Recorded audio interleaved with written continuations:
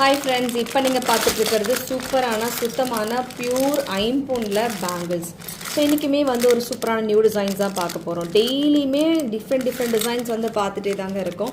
இன்றைக்குமே வந்து ஒரு சூப்பரான பியூர் ஐம்பொன்ல நியூ டிசைன் தான் பார்க்க போகிறோங்க.